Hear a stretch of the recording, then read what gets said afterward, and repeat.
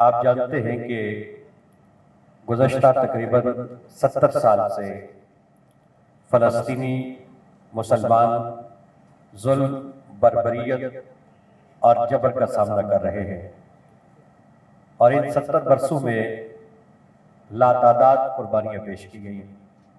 कितने बच्चे शहीद हुए, कितने नौजवानों ने अपनी जानों की कुर्बानियाँ पेश की, कितनी औरतें शहीद हुई और फ़लस्तीन की गलियाँ खून से रंगीन हुई।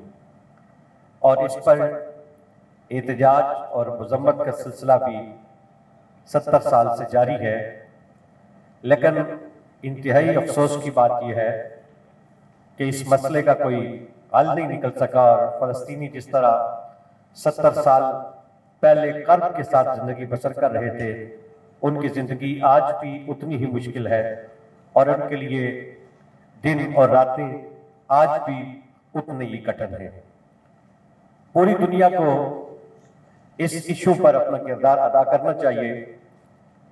हम देखते हैं कि जब मामला इराक और कुवैत के दरमियान पेश आता है तो अक़वामी आलम बगैर किसी हिचकिचाहट के उसमें दखल अंदाजी करती हैं और बहुत सारा खून बहाया जाता है। हमारे सामने और भी कई मिसालें हैं, लेकिन जब मामला कश्मीर का हो या मामला फ़लस्तीन का हो, खून बहता रहता है, बच्चे कटते रहते हैं, कुर्बानियां पेश होती रहती हैं, लेकिन लोग तो एहतजाज करते हुए भी कोशिश करते हैं कि इस हवाले से किसी जुबान पर कोई कलमा ना आए। सबसे ज्यादा जिम्मेदारी अक़वाम मुत्तहिदा पे आयद होती है, जिसके क़याम का मकसद ही यही है कि मजलूम की मदद की जाए, उसको जुल्म से बचाया जाए और जालिम का रास्ता रोका जाए। लेकिन कम अज कम ये जो कश्मीर का इशू है और फ़लस्तीन का इशू है, इन दो मामलात में अक़वाम मुत्तहिदा मुकम्मल तौर पे नाकाम नजर आती है। वो अपना किरदार अदा नहीं कर सकी। OIC की जिम्मेदारी थी और OIC भी उससे जितनी तवक्कुआत उसके क़याम के वक्त वाबस्ता की गई थी, वो भी आप देख सकते हैं कि पूरी नहीं हुई और इन दो मसाइल के हवाले से OIC कोई किरदार अदा करती हुई नजर नहीं आई। इसके बाद आप देखते हैं कि मुख्तलिफ जो हुकूमतें हैं वो भी हमें अक्सर जगह पे खामोशी नजर आती है और चंद एक ममालिक हैं जो इस पर एक आवाज बुलंद करते हैं। और फिर जब आवाम की बात आती है और सियासी जमातों की बात आती है, मजहबी जमातों की बात आती है, तो उस हवाले से हमें नजर आता है कि दुनिया भर में लोग एहतजाज करते हैं, फ़लस्तीनियों के हक में आवाज बुलंद करते हैं, लेकिन उसका कोई नतीजा अभी तक नहीं निकल सका। और हम ये भी महसूस करते हैं कि जो इस पर कॉन्फ्रेंसेस होती हैं, जो तकारीर होती हैं, वो दो तरह की होती हैं।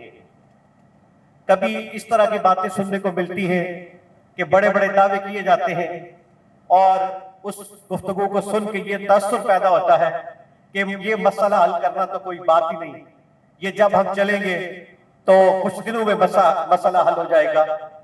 तो दूसरी तरफ एक राय है कि जब वो गुफ्तगू सुनी जाती है तो महसूस होता है कि ये मसला तो उम्मत मुस्लिमा चाहे भी तो शायद हल नहीं हो सकता, हम कुछ भी नहीं कर सकते, बेबस है। तो आज की इस कॉन्फ्रेंस का मकसूद ये है कि हम कोई बड़ा दावा न करें, जमीनी हकायक को तस्लीम करते हुए, उनको मलूज़े खातिर रखते हुए ऐसी तजावीज पेश की जाए, कोई ऐसा रास्ता अख्तियार किया जाए कि जिससे मायूसी का भी खात्मा हो और हम इस मसले के हल के लिए कोई कदम भी उठा सकें।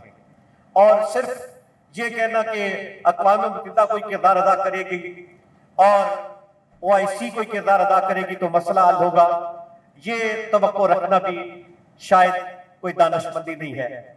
यह मसला उस वक्त तक हल नहीं हो सकता जब तक मुसलमान अपने अंदर कुव्वत पैदा नहीं करेंगे, जब तक मुसलमान एक मजबूत कौम नहीं बनेंगे और जब तक हमारे पास वो वसाइल नहीं होंगे कि जिन वसाइल के साथ ये जंग लड़ी जा सकती है। आप देखते हैं कि फ़लस्तीनी इस जबर के बावजूद, इस तशद्दुद के बावजूद, इसराइल की इतनी ताकत के बावजूद, उसके टैंकों, उसके असले के बावजूद वो उनसे हरासा नहीं है। छोटे छोटे बच्चे भी जब उनके सामने निकलते हैं तो जुर्रत और बहादुरी की एक तस्वीर नजर आते हैं। हम उन फलस्तीनियों को भी खराज तासीम पेश करते हैं। और आज की इस कॉन्फ्रेंस में जितने अहबाब तशरीफ फरमा हुए, मैं जमात अहले सुन्नत पाकिस्तान की तरफ से सबका शुक्रिया अदा करते हुए आपसे ये गुजारिश करूंगा कि आप इस पर अपनी आरा का इज़हार फरमाएं, अपनी तजावीज़ पेश करें।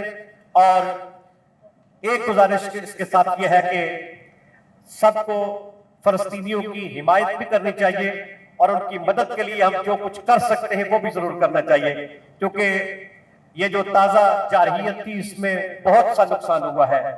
घर वहां पे गिराए गए हैं, फलस्तीनी बेघर हो चुके हैं, अस्पताल अब वहां पे मौजूद नहीं है, मेडिसिन की वहां पे किल्लत है और बहुत सारे गजा की खुराक की किल्लत है। तो इस हवाले से भी उम्मत मुस्लिमा को अपना किरदार अदा करना चाहिए।